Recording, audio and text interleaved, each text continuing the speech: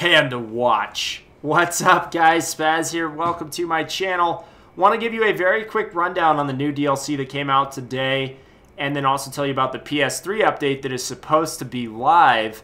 The reason I'm going to give you a quick rundown on this DLC is because there's a lot in it, and some of it needs to be covered in depth, so I'm just going to go over everything just to let you know what is in this DLC. So the DLC, the Gage Weapon Pack DLC, is available on Steam right now for PC players. It is $5 US. That might be more in euros. I don't know what the conversion rate is. Somebody on the forum said that it's more in euros, but I'm not sure. Somebody put in the comment section and let me know. So with this DLC, we get a ton of stuff. First and foremost, we get one new primary, and I am really excited about this gun. It is the, what do they call it? The Eagle Heavy Rifle, which is modeled after the Scar rifle. And although we don't know all of the weapon stats for this gun, especially with the new weapon modifications we need to farm, I can't tell you exactly how awesome this rifle is, but I did speak with Candlejack briefly this afternoon, and he told me that on the surface, it appears that this, what do they call it? The Eagle Heavy Rifle looks like a mix between the 308 and the AMR 16, which if that is the case, we may be looking at the new damage per second king right here. Pretty cool, right? Once I get the weapon stats for all of these guns and the attachments, I will let you know just how well they perform, because just like the Scar rifle that we now have, this Spec Ops submachine gun modeled after the MP7, according to Candlejack, might be better than the Mark 10 in terms of damage per second. I'm looking forward to seeing the stats on those. And then the last secondary that we get is the Signature 40 pistol. Doesn't look like it does too much damage, but it's a nice looking pistol. I look forward to getting all the attachments for it and probably just using it as a stealth weapon. Usually when a pistol has low damage and it doesn't have a high rate of fire, I'm not going to equip it unless I'm stealthing. With the new weapons, we get an expanded inventory, and I cannot tell you how happy I am about this. Now, we get 4 times the inventory for our primary, secondary, and mask, but here's the thing.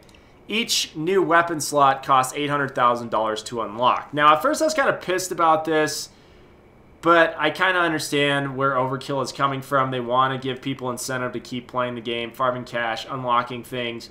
But also, the reason I'm looking forward to unlocking all these slots is because you're going to have some sort of like pride and ownership of your safe house if you have every single weapon slot filled, every mask slot filled.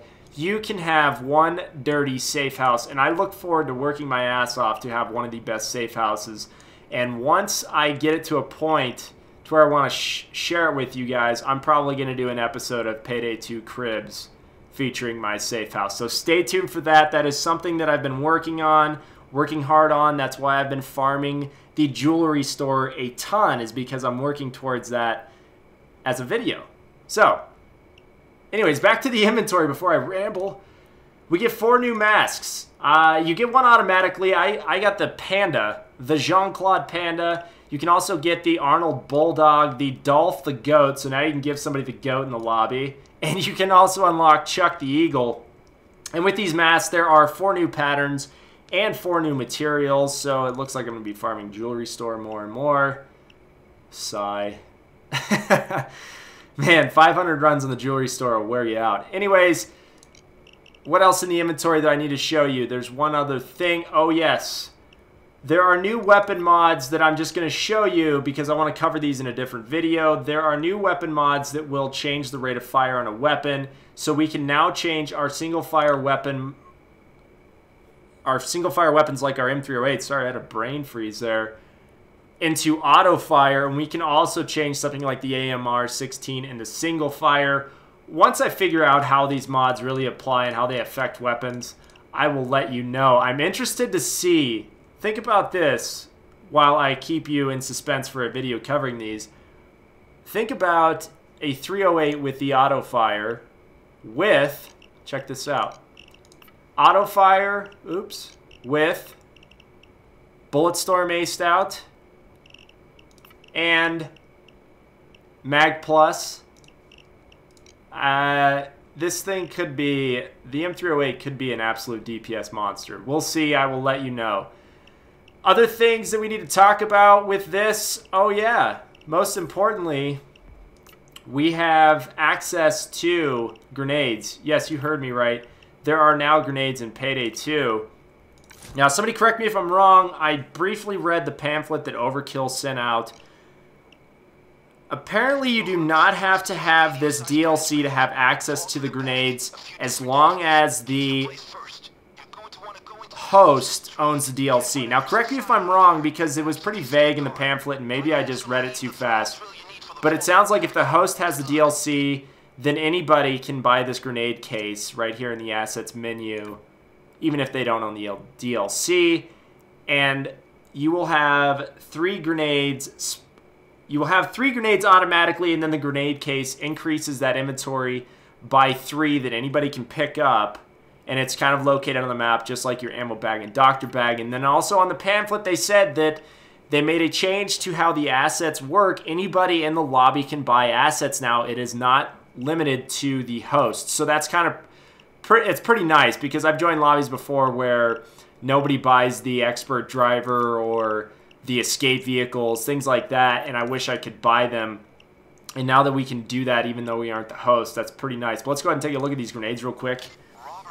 So you spawn with 3, and I'm going to link the pamphlet because, like I said, I'm not sure on the language of how these grenades even work. But as you see in the bottom right, we have 3 grenades, and then there's this case over here, like I said, kind of like the ammo and medic cases that we can replenish our grenades. 3 total. Anybody in the lobby can pick them up. Let's go throw one at somebody.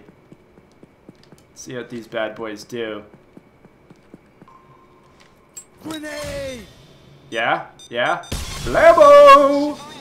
This is going to be awesome. I cannot wait to assemble some montages of these grenades. And then also let you know if it is, is effective or not against some of the heavier enemies and dozers and whatnot. So that's pretty cool. That's it for the DLC. Like I said, I will cover more of this stuff in depth once I get a chance to play around with it. And then I also just wanted to let you know at the end of this video, they've finally released the PS3 update. I'm going to put a link in the description to the changelogs for that update. And then also let you know that I read Goldfarb's Twitter, and he said that, well, basically, he was excited that the PS3 update is out, and he said that they are very close on the 360 update. It really sounds like it has been up to Sony and Microsoft. Like I've posted in other videos, they made a changelog thread on the 28th of October and said that these were being submitted for Q&A with Sony and Microsoft. So as much as we want to blame Overkill for ignoring the consoles, this last month, it hasn't been them dropping the ball. They've had to wait for Sony and Microsoft to approve these updates. So that's it for this video, guys. I hope you enjoyed it. There's going to be a ton of Payday 2 stuff to cover now that this DLC is out, and I have some other projects in the works, including my Payday 2 Cribs video. So stay tuned for that. Hope you enjoyed. Please remember to leave a comment and a rating. We will catch you guys in a bank vault or something. Kyoka.